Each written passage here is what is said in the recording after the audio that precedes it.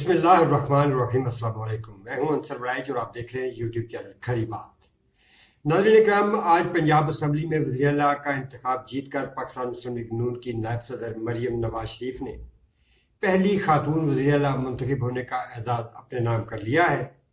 مریم نواز وزیر اعلیٰ کے منصب پر فائز ہونے والی شریف خاندان کی چوتھی شخصیت ہے۔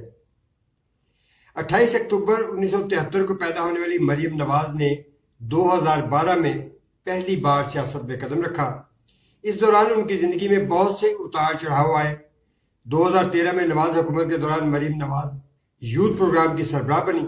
مگر ایک عدالتی فیصلے کے بعد انہیں مستعفی ہونا پڑا۔ پاناما کیس میں اپنے والد سے میاں نواز شریف کے ہمراہ جیل بھی کاٹی، اپنی پارٹی کی انتخابی کیمپین بھی کی، اور سب سے بڑھ کر انتہائی مشکل حالات میں مریم نواز نے پاکستان مسلم لیگ نون کو نہ صرف متحد رکھا بلکہ اپنے مخالفین کو انتہائی ٹف ٹائم بھی دیا۔ حالیہ انتخابات میں انہیں امید سحر اور آئرن لیڈی کے جیسے القابات سے بھی نوازا گیا ہے۔ ناظرین اکرام، مریم نواز پر سب سے بڑی تنقید موسی سیاست کے حوالے سے کی جاتی ہے، اور اب یہ الگ بحث ہے کہ انہوں نے بغیر کسی سیاسی جدوجہد یا مشکلات کے بغیر وزیر اعلیٰ کا عہدہ حاصل کیا ہے یا گھر بیٹھے ہی انہیں وزیر اعلیٰ پنجاب بنا دیا گیا۔ اس پر گفتگو لنگر آن کرنے کے بجائے اگر آج پنجاب اسمبلی کے اجلاس کا جائزہ لیں تو آج سنی اتحاد کونسل کی جانب سے وزیر اعلیٰ کے امیدوار رانا آفتاب خان نے پوائنٹ آف آرڈر پر بات نہ کرنے کا موقع نہ ملنے پر وزیر اعلیٰ کے انتخابی عمل کا بائیکاٹ کر دیا، جس کے بعد سنی اتحاد کونسل کے 103 اراکین اجلاس سے اٹھ کر چلے گئے۔ ناظرین اکرام، سنی اتحاد کونسل کے بائیکاٹ کے اعلان پر اسپیکر پنجاب اسمبلی ملک محمد احمد خان نے ان کو منانے کے لیے 4 رکنی کمیٹی ان کے پاس بھیجی، مگر سنی اتحاد کونسل کے اراکین نے انتخابی عمل کا حصہ بننے سے صاف انکار کر دیا۔ ناظرین اکرام، سائیڈ وال پر آپ کو گراف نظر آ رہا ہے جس میں پنجاب اسمبلی میں سیاسی جماعتوں کی نشستوں کی تعداد موجود ہے۔ یہ دیکھ کر ہی کہا جا سکتا ہے کہ سنی اتحاد کونسل کا بائیکاٹ تو بنتا ہی تھا۔ سنی اتحاد کونسل نے آج انتخابی عمل کا بائیکاٹ کر کے مریم نواز کی جو مشکلات تھی ان میں کافی کمی کر دی، اور سیاسی مبصرین کے مطابق اور میرا بھی ذاتی خیال یہ ہے کہ یہ سارا ملی بھگت سے کیا گیا تاکہ وزیر اعلیٰ کے انتخاب کے دوران کسی بھی قسم کی جو انتشار تھا وہ نہ ہو اور بڑے پرامن انداز میں مریم نواز وزیر اعلیٰ منتخب ہو جائے، اور ایسا ہی ہوا۔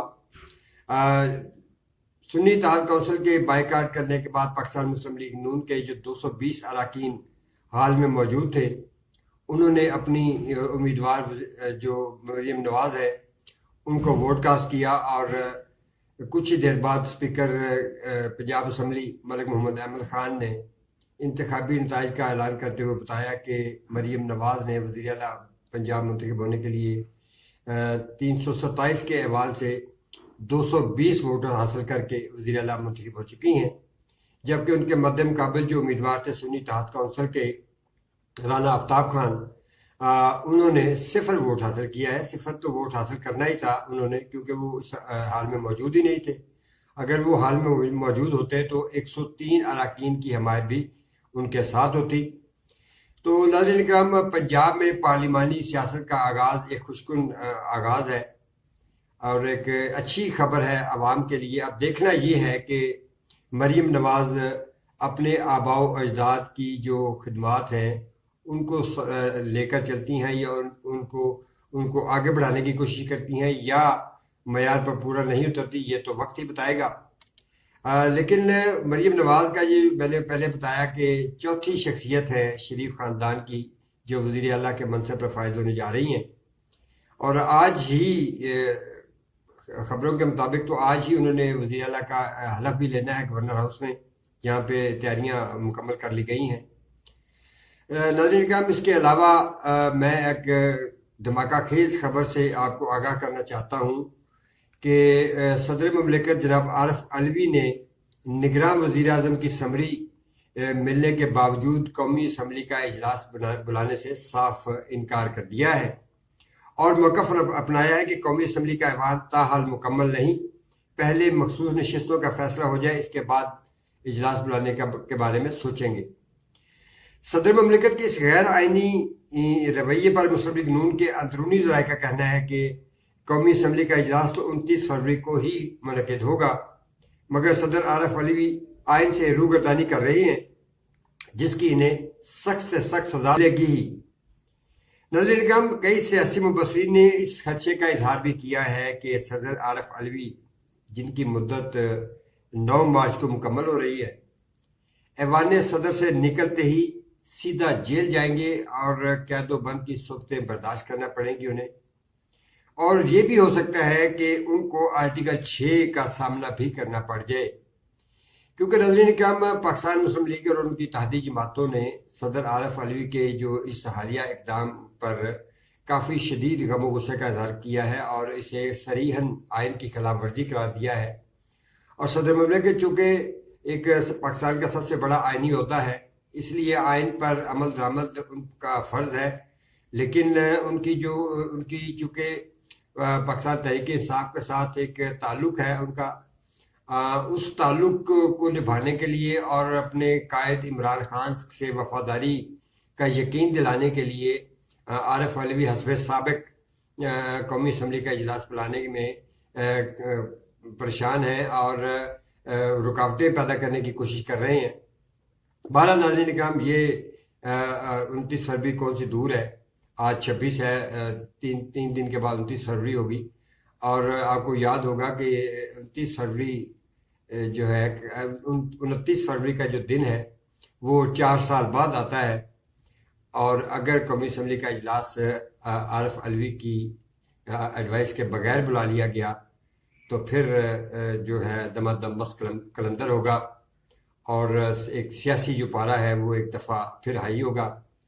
تو ناظرین کہ ہم اگر بات کریں ایک بار پھر مریم نواز کے وزیر اعلیٰ منتخب ہونے کی، تو سنی اتحاد کونسل کے جو اراکین ہیں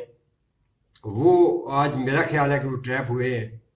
اور اسی ٹریپ میں انہوں نے ایک کھلا میدان مریم نواز کو دیا، اور مریم نواز ہنسی خوشی وزیر اعلیٰ منتخب ہو گئیں۔ وزیر اعلیٰ پنجاب منتخب ہونے کے بعد مریم نواز نے جو خطاب کیا ہے ایوان سے، اس میں ان کا کہنا تھا کہ بائیکاٹ کرنے والے واپس حال میں آ جائے، ہار جیت نصیب کا کھیل ہوتا ہے، لیکن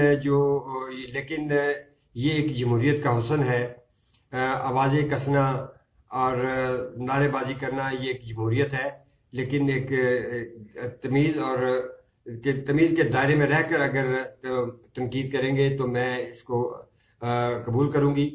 اور اگر تمیز کے دائرے سے باہر ہوئے تو بقول پاکستان مسلم لیگ نون کی ترجمان عظمیٰ بخاری کے انہیں منہ توڑ جواب دیا جائے گا۔ اب دیکھنا یہ ہے کہ اسمبلی کیسے چلتی ہے اور